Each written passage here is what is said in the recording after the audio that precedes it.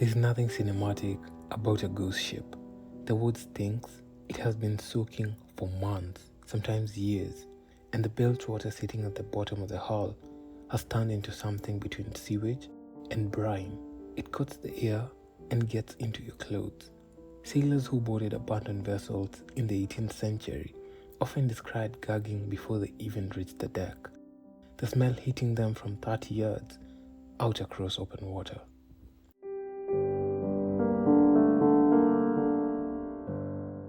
The ships themselves were engineering built around the assumption that human hands would never stop working them. Every inch of an 18th century hull demanded constant attention. Caulking needed to be hammered back into seams as the wood swelled and contracted.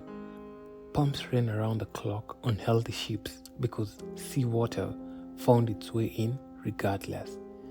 The rigging was a living system of hemp and tar that dried, frayed, and snapped without regular treatment.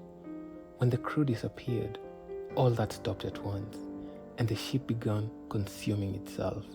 Planking separated, masts walked loose in their steps, the rudder, without anyone to lash it, swung freely and accomplished nothing, letting the vessel wander with no relationship to wind or intention. What that kind of drifting does to a person is hard to overstate. Survivors pulled from ghost ships, men who had watched their crewmates die or vanish and found themselves alone on a vessel going nowhere, described a specific kind of madness that was different from ordinary fear.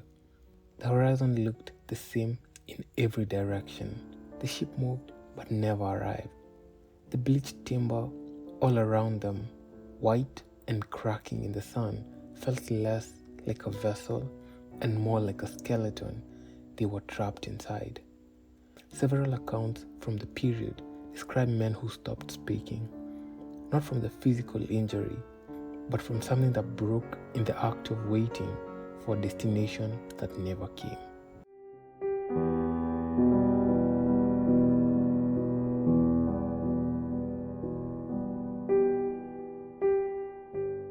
Yellow fever moved through a ship the way fire moves through dry timber, which was fast and without negotiation.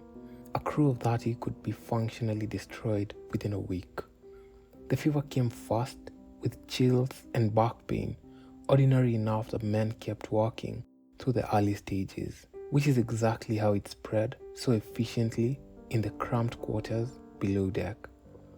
By the time the hemorrhage started, the ship was already lost, not sunk, but emptied. The men who knew how to navigate, how to read the stars, and work the sails were the same men lying in their hammocks, bleeding from places a body should not bleed from. The vessel kept moving because the trade winds kept pushing, indifferent to what was happening inside. Scurvy worked slower but left the same result. It began with the gums, then the joints, then the kind of total physical collapse that left men unable to grip a rope or stand at the helm. On long Atlantic crossings, where fresh provisions ran out weeks before landfall, entire crews could be reduced to the point where the ship essentially sailed itself, the living too exhausted and broken to do much beyond breathe. These were the vessels that became known among sailors as Lazarus ships, named not with any hope, but with dark recognition. The dead stayed where they fell because no one had the strength to move them. Men lay alongside their crewmates for days before realizing the person next to them had stopped breathing. The logs are where it becomes genuinely unbearable to read.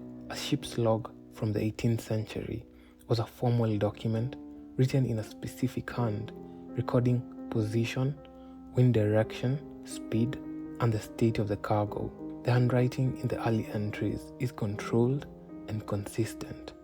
Then something shifts. The position recordings become less frequent, then stop altogether.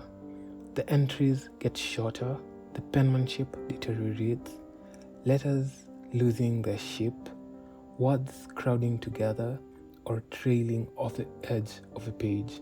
Some logs end mid-sentence, others fill their pages with writings that references people who are already dead or describes land masses that do not exist. The writer's mind reaching for solid ground that wasn't there.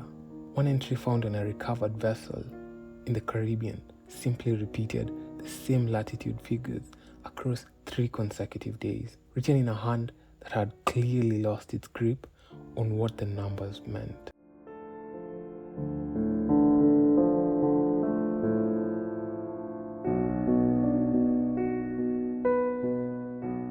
When food ran out on a vessel already weeks from any known shipping lane, the chain of command did not break all at once. It eroded. The captain's authority rested on a set of assumptions that starvation dismantled one by one. He could plot a course, but plotting a course meant nothing if the men were too weak to work the sails. He could threaten discipline, but discipline required consequences, and consequences required the physical capacity to enforce them. Officers who had commanded absolute obedience in port found themselves negotiating, then pleading, then simply being ignored. The moment a crew stopped believing rescue was coming, every institutional structure aboard became decorative. What followed in documented cases was not always immediate violence. There was often a period of terrible quiet fast, men conserving energy, speaking less, and moving only when necessary. Rations that had already been cut were cut again. Water became the central obsession. Crews that had been organized around specific roles collapsed into a single shared preoccupation with survival. And within that collapse, the social distances that rank had maintained disappeared entirely. A cabin boy and a first mate were now just 2 surviving men on the same piece of wood. In several recorded cases from the 18th century, this leveling produced unexpected cooperation. In others, it produced the opposite. The practice the maritime historians have documented under careful, clinical language amounted to crews drawing lots to determine who would die so that others could live. It was not unique to any single nationality or trade route. It appeared on British merchant vessels and on slaving ships where the power dynamics were already grotesque before the crisis began.